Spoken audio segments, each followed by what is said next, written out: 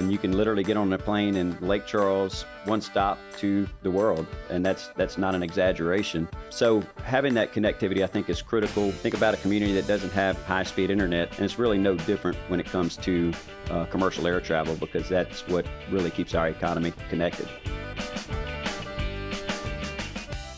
Thanks for joining us on Louisiana's Playground Podcast, your roadmap to all things Lake Charles, Louisiana. I'm Brady Raynard. And I'm Anna Strider. We're excited to bring you episode number 16 as we talk about the authentic stories and experiences that Southwest Louisiana has to offer. And look, we've got a great show for you. Episode 16, Sweet 16. That's what we're calling this one, episode Sweet 16. We could have our own MTV show about it, or our own podcast. You know what? That's a good idea. Let's have our own podcast about the podcast. That's what I'm thinking. We talked to Heath Allen, the executive director over at the LCH, the Lake Charles Regional Airport. A fun conversation that we really get into a lot of interesting points about the airport, how it's growing, how it's improving, and how you, a visitor or someone that may be flying in or flying out, will really be able to see and enjoy the changes moving forward. We're going to talk about all of the different reasons why Lake Charles Regional is the airport we should be flying out of. But before we talk about that very interesting conversation, you should know the drill by now. And if you don't, you will soon. It's time for On V Eats.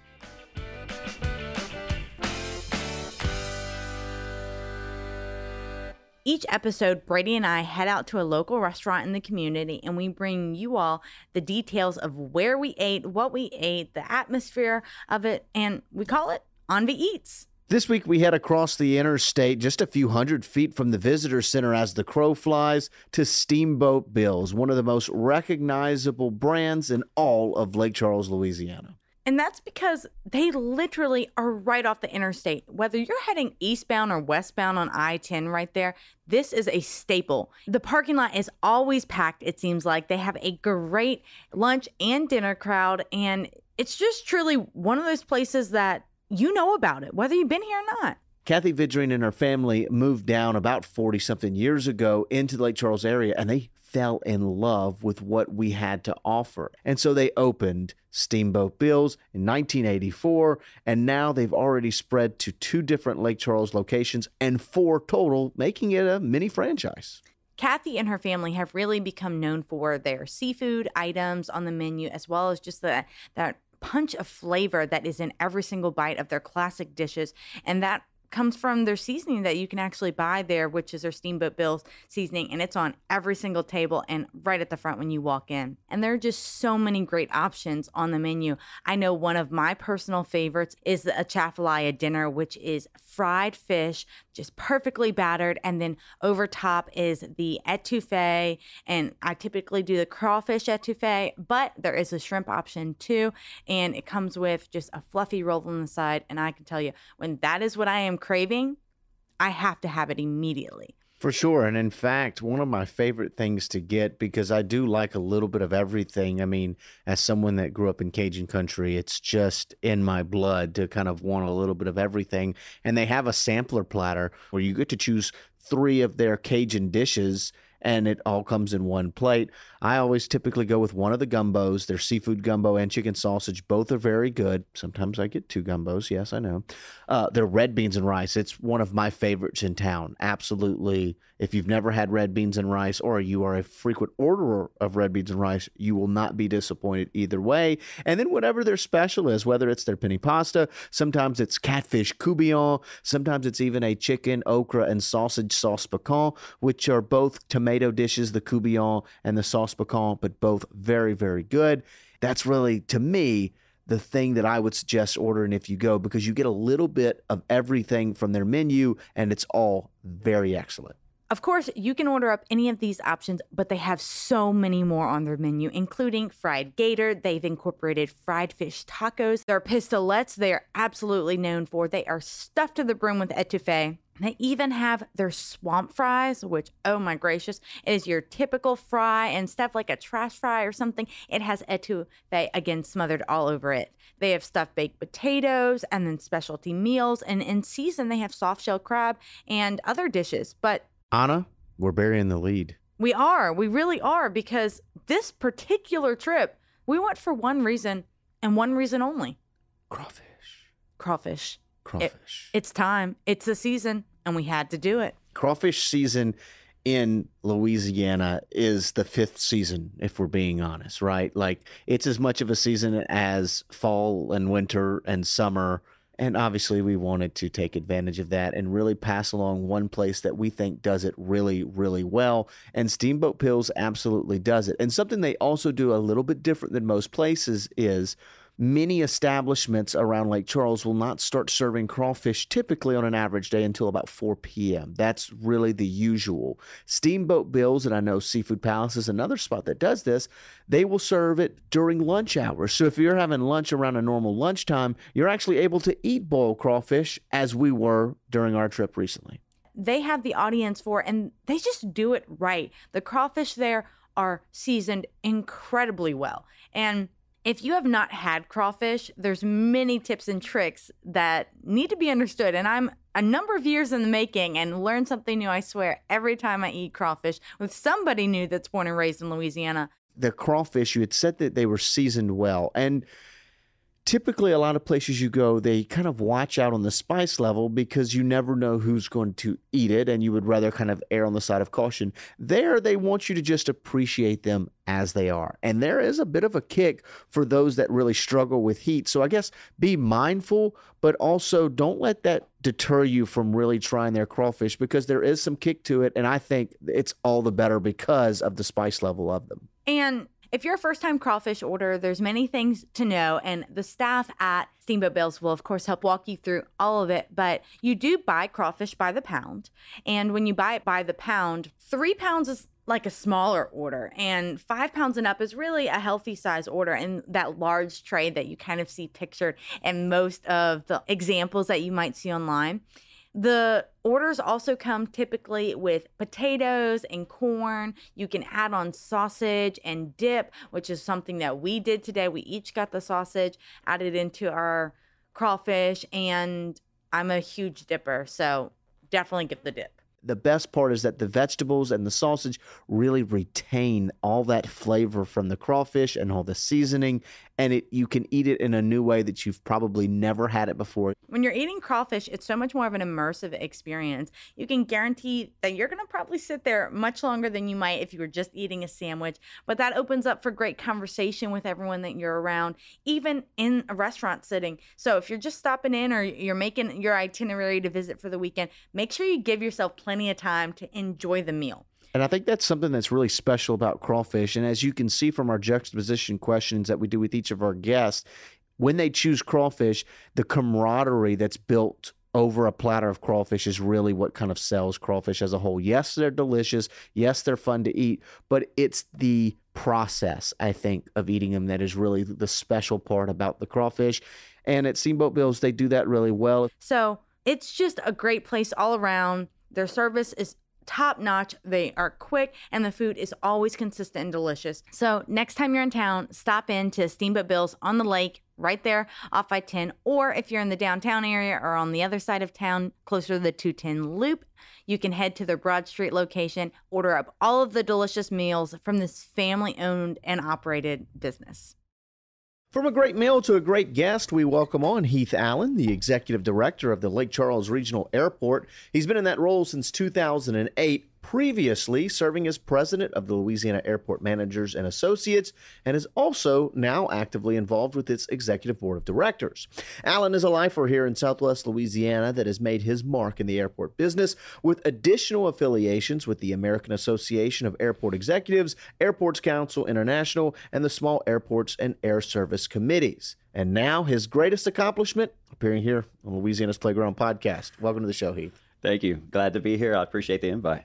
Absolutely. We're excited to talk with you today because we know that Southwest Louisiana has so much to offer. We have our big city amenities, small town charm, but what's really great about it is that you can get here by air, and that's what we get to talk about today.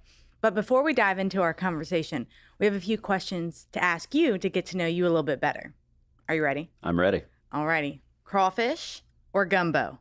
Crawfish. Crawfish. Is it because it's the season?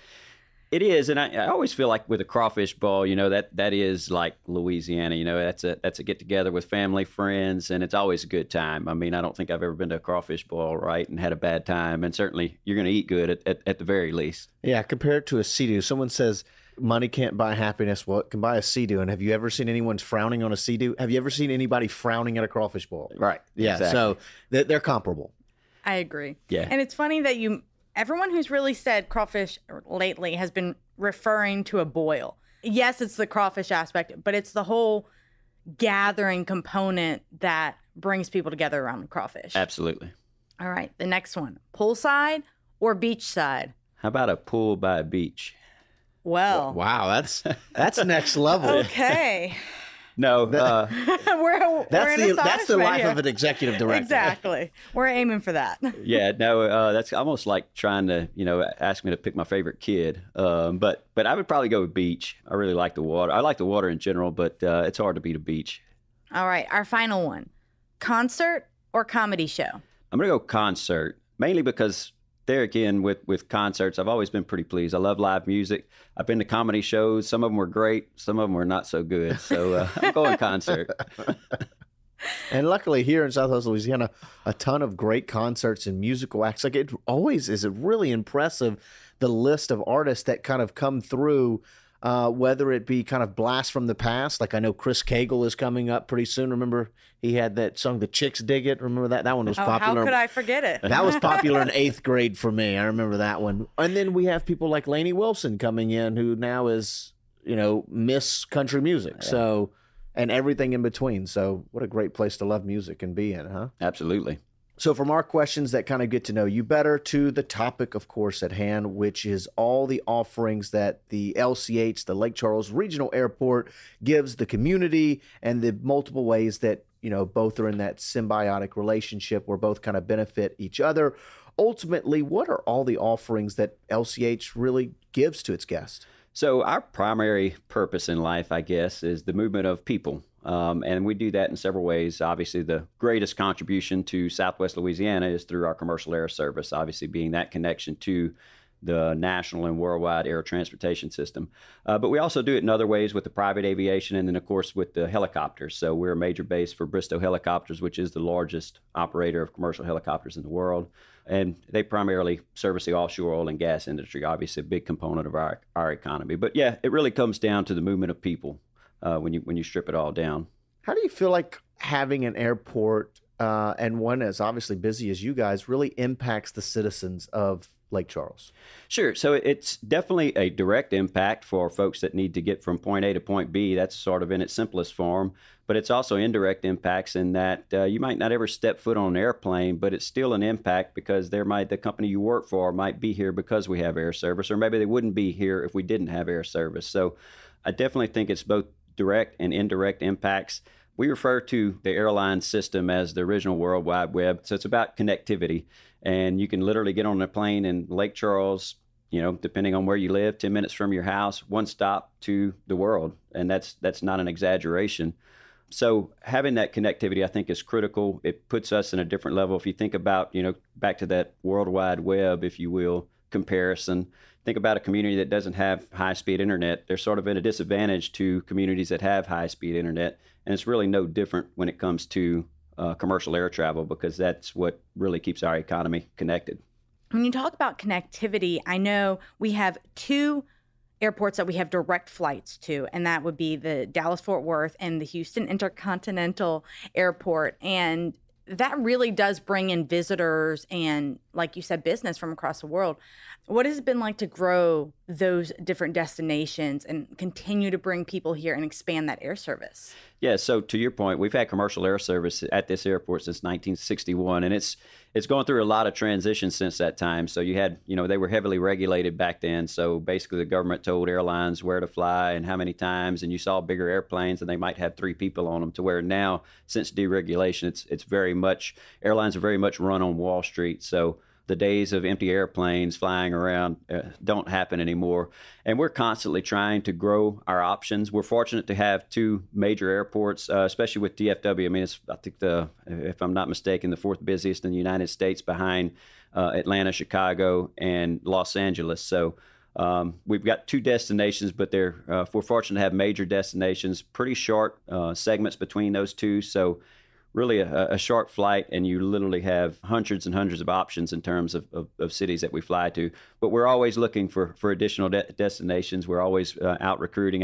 2 weeks ago, I was in Chicago at an airline dating meeting, which is exactly as it sounds, where you sign up for who you want to talk to, and they can either accept you or not. So we go and have little conversations with airlines. So kind of take us behind the curtain. How does that conversation go of wanting to add a destination? Is it as easy as it kind of sounds, or what's everything that goes on behind the scenes? Yeah, so it's actually very difficult, and more difficult now than probably it's been in quite some time, just because the airlines are short on pilots. So they lots of staffing issues that you see or you hear about in the press. That's certainly a reality of the industry. And what that does is really constrain their opportunities for new markets and that sort of thing. So it actually is very difficult. And that process is it's strictly up to the airline, and it's a matter of us going, and you have to have that story, not just the story, but you have to have the facts behind the story of why they're going to make money, because that's the bottom line. Like I said, they're publicly traded companies. They don't fly around these airplanes as a public service. Certainly, it is a public service in terms of the importance to the economy, to the communities that they serve. But in terms of the company, it's not a public service. It's all about getting that stock price up and return to shareholders, and that's the bottom line. So you have to show them that they're going to make money on a specific flight in a specific market, and that's really, when you strip it down, that's what it boils down to. Are there any possible destinations that you as the executive director is really interested in to help maybe expand the offering? Yeah, so we have sort of our hit list, our top, not top 10, but we definitely have a list of priorities for sure. So number one is, and especially there again right now, is all about retention. So retain what we have, grow what we have with the existing airlines. So that might be more frequency, so more times per day that they fly in and out of the airport, larger aircraft, which we're starting to see. So those are things that we try to do with our incumbent airlines, United and American. Our number one goal right now is, and it should be no surprise to anyone, is an East Coast hub. And really, you only have 2 options there, would be Charlotte or Atlanta. Unfortunately, Delta's not been real interested. They don't accept our invite to hold hands and talk, unfortunately. But I do think, I don't think it's in the near term it's a possibility, but I do think Charlotte is probably our highest probability of a new hub. And it's a great hub to fly to. It's not as big as Atlanta, but that has its advantages that it's not as big as Atlanta. They say that if you're going to hell, you have to pass through Atlanta first. So so Charlotte actually is a really great hub. We would love to have that hub, and that's definitely our priority. And then past that, we look at some other options as well, some of these less than daily airlines. So more of a leisure type situation with the Allegiants of the world, the Frontiers, which we talked about earlier, some of these other airlines. And we do talk to them and have really, really good conversations. But as you can imagine, they have lots of opportunities before them to serve different markets. And I just wanted to point out, as you kind of did, the 2 destinations that LCH offers to both Dallas and then obviously Houston. If you look on y'all's website, you have the spray chart then from where those have direct flights to. And that's basically a who's who of where you would be flying anyway. Absolutely.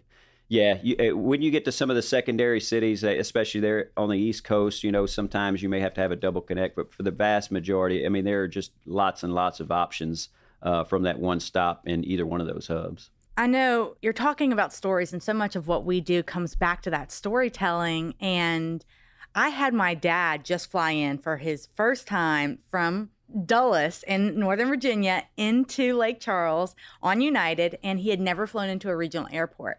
And part of that story that he came back and was excited about was just how convenient, how easy it was to move through the airport, and how friendly everyone was when he arrived. It was just a whole new experience for him to come in to LCH. And I know that's got to be something you all talk about when you're on these dating conversations. Yeah, that's what we're selling is convenience. We don't have direct flights to hundreds of destinations. We're not always the cheapest, but we can beat Houston every time on convenience. More than likely, you're not going to have much traffic getting to the airport. You're certainly not going to be standing in long lines at the airport, and you're going to move through pretty quickly. So absolutely. And I think regional airports in general have that advantage of being able to sort of spread the passengers out and make life a lot easier as far as that, because it can be cumbersome, especially if you're traveling with a large family. It can be very cumbersome going through those large hubs, and especially if it's, I like to compare it to planes, trains, and automobiles. If you're taking the family to Houston, you're driving, you're hitting traffic, and then you're getting on probably a bus, unless you want to pay like $30 a day for parking in one of the garages. And they're more than likely going to be on a train as well, getting from terminal to terminal. So you don't experience any of that here. You park at the front door, walk in, and literally parking lot to gate within 10, 15 minutes. And that's if you're checking a bag. So, but the best part is that the parking is free. And the convenience, I mean, when you pull in, you are right there at the doors, and the lot it's not like a crazy parking garage that you have to figure out. It's very easy and free, and you walk right in. We're one of only 2 that I know of on the Gulf Coast, 2 airports that have free parking. So definitely very atypical in the industry. For most airports, parking revenue is a major revenue source. We look at it a little bit differently at Lake Charles. Certainly, we have to keep the lights on, and that we have bills to pay like any other organization or any other household. But we view the free parking as a major draw for the airport. Certainly, for marketing, even if, does it make a huge difference? For some people, I think it does. For a lot of people, especially business travelers, it's probably not as big of a difference. But I think just from the marketing value that we get out of, as we're struggling to and always trying to get more and more passengers to fly out of Lake Charles, I think the marketing and the storyline, we always talk about, the number one thing people talk about is our free parking.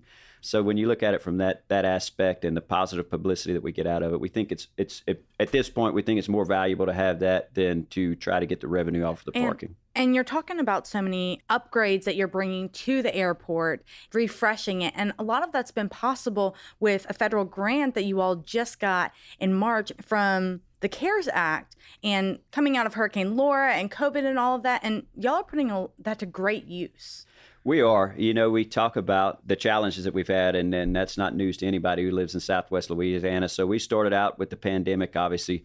I mean, literally brought this industry, the airport and commercial air service industry, to its knees. On our worst day for the pandemic, we had 5 passengers go through the airport. So, it went from initial days of the pandemic, it was really quiet. And it was interesting. I was sitting in my office and I was like, man, this is kind of nice. No meetings, and it's quiet. Not a lot of calls and everything. And then you have that day where it's 5 people, and it's like, oh my gosh, we might not have an airport if this keeps up. So the alarms start going off. But I say all that to say, that combined with the hurricanes, lots of challenges, extremely challenging couple of 2 or 3 years, and we probably got another at least year, I would say, from the airport standpoint before we're fully recovered in terms of having all of our facilities reconstructed. But with all those challenges comes opportunities. And to your point, the silver lining is lots of grant funding. We're fortunate in this nation that we have a government that steps in during challenging times. And in this case, whether it was the pandemic or the hurricane, opened up tremendous opportunities for us to go out and seek grant money. They didn't just give it to us. We had to go out and get it and make sure that we were well positioned to receive it. But yeah, so we're taking those funds and really reinvesting into the airport. And I think we're going to end up with, we're a small market. We recognize that, but we've never let that be an excuse for not, trying to put our best foot forward. I have a friend of mine. He runs a smaller airport up in Wisconsin, and I loved what he talked about one time. He's like, we're a small airport. We're a Chihuahua, but when we look in the mirror, we see a Great Dane staring back. So that's kind of how I want to position our airport.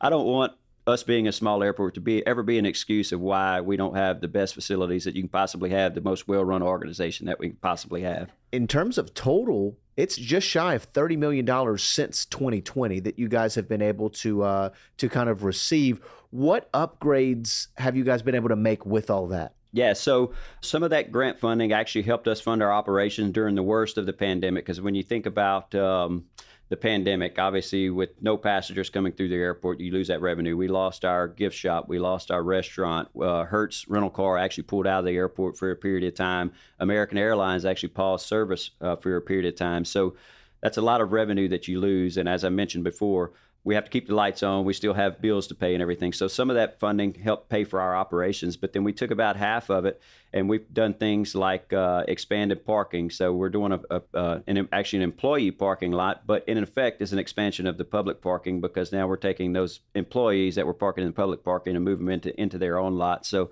we're expanding parking by that way.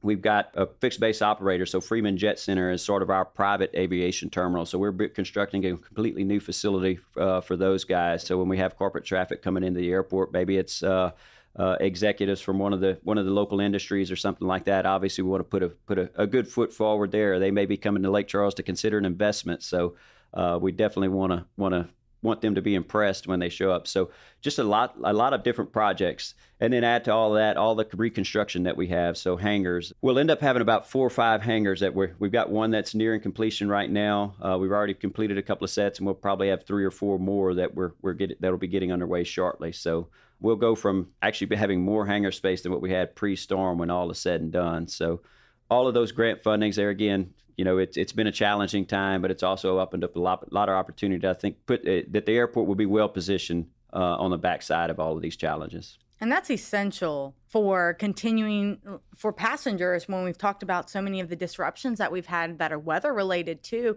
for a space for those aircraft to get out of the weather or be able to quickly be repaired and keep those flights on time. Yeah, absolutely. I love our climate. I'm a warm weather person, but us being 30 miles or so from the coast with a salt breeze is not ideal for very technologically advanced aircraft to sit out in this weather. So obviously hangar space is critical in this region. You touched on the volume of people there on the planes and the planes coming in a while ago. If I'm not mistaken, you guys had 61,000 passengers last year, which was an uptick from the year before, about 15%. But I think what's interesting is that it was the same number of flights. So you're seeing more people on planes, you're seeing more freight coming in, and you talk about that trajectory, and it seems like it's kind of paying dividends there. Absolutely. We've seen a tremendous recovery from the pandemic, and we recovered pretty quickly. And I think that kind of, speaks to the type of economy that we have. A lot of, and we're still seeing, definitely we've seen a transition of a lot of different industries of how they're going about business. Maybe they're not traveling as much, but when you look at our type of economy, still somewhat oil and gas based, industrial, you can't do that on a Zoom call. So those guys got back on airplanes pretty quickly, and the folks coming to visit Lake Charles, had to get here. So I kind of predicted that we would recover quick, and certainly we did. But now we're really seeing we had our best February in over 2 decades. So since 2008, we put more passengers on the airplane this past February than we have since 2008. So, I mean, that's, like you said, it doesn't seem like that long ago, but that's over 2 decades ago. That's incredible. Yeah, and we had the best Mardi Gras. I mean, all of our flights were full. We've got larger aircraft, so certainly that helps. Larger aircraft. We've not necessarily had more frequency right now with the airlines, but we have much larger aircraft. So with regard to Americans, so more seats in the market obviously helps us to capture more passengers. Do y'all have any upcoming projects or anything that is different from obviously the new upgrades that y'all are having? We've got literally 22 active projects right now, and these are all capital expenditure type projects. So, and then we've got a couple of more that we're working on getting funding for that I think will be really exciting. One especially moving forward. But yeah, so we do have a lot of the work that we do out at the airport is sort of behind the scenes. The average passenger would never see it because it's a lot of concrete, right? Lots and lots of flat works, and it just concrete is just not real exciting. Whether we're overlaying a taxiway, nobody really cares that it's new asphalt that they're taxiing on or taking off on, right? But it has to be done. So that encompasses a lot of what we do out at any airport is flat work. But we do have some what I would call public-facing projects that I think are going to be real exciting. One is, and when we talk about the terminal and doing things to modernize it, we're putting canopies out front. So this will be a really big convenience factor for, on days like it's not raining right now, but it will be later. And, right now you pretty much have to unload your bags in the rain. So we've got these canopies that'll be put out so on arrivals and departures, which will span all lanes of traffic. So that'll be really nice. We're looking forward to that. We've got a new airport entrance road that's coming in. So it'll be this new, really nice entrance into the airport, which also will serve a 156-acre economic development site that we've got, which we hope to market for non-aeronautical type developments, and whether it's businesses, hotels, whatever the case may be. Different things not only contribute to the economy, but help the airport.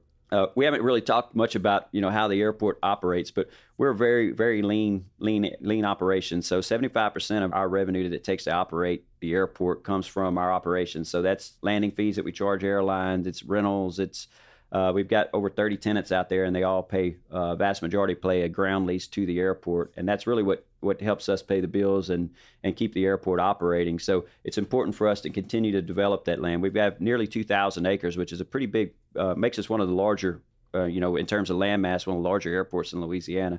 So we're trying to leverage that land to continue to grow the airport. As we grow the airport, it opens up more opportunities for different things, and certainly takes the burden off the local taxpayer, which our burden is minimal as it is. But it allows us to do a lot of these projects, and we've got a lot of good plans of different things that we want to do. That I think some the passenger will definitely see, some not so much, but equally as important.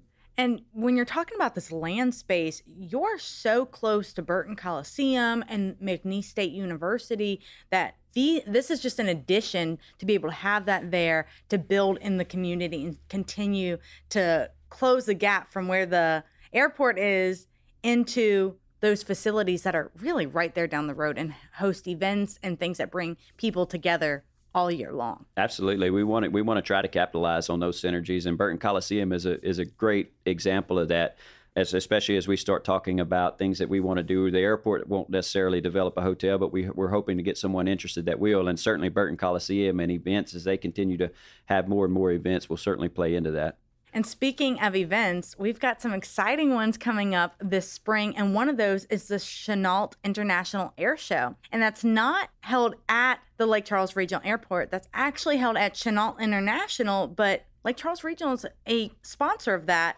And that's going to be May 19th through the 21st. Yeah, we're really excited. I mean, I'm an aviation guy. I have been all my life, so nothing gets me more excited than an air show. But yeah, Chenault is a tremendous partner, and we certainly want to support everything that Chenault's doing. We definitely see as Chenault's success, whether it be the air show or anything else that they do in terms of their impact on the economy, is certainly an impact on the airport, because obviously economic activity generates people getting on airplanes, which is important to regional. So it's sort of that rising tide lifts all boats. I mean, that's probably not a good term to use since we're talking airports. Clear but, skies. Yeah. I'll have to work on that one. But no, joking aside, yeah. So I mean, obviously we want to support that. I mean, it's an aviation event. Of course, we want to support that.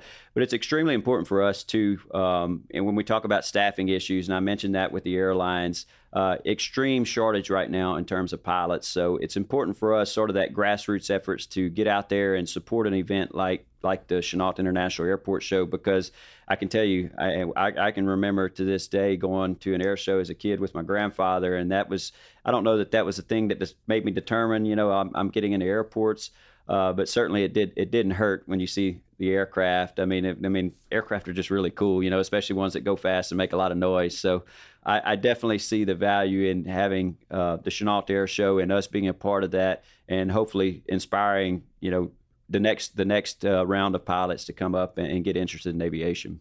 When you say fast and loud, we have a number of different shows that are going to be happening during that 3-day weekend to speak to that. And the U.S. Air Force Thunderbirds are going to be here, the U.S. Army Golden Knights, and a Friday night Twilight show. So really, all weekend, it's going to be something that's loud, fast, and exciting. And if you haven't attended an air show, like you're saying, it's something that really can inspire and something to put on the calendar. Yeah, absolutely. Some of the things these guys do in aircraft are just really mind-blowing.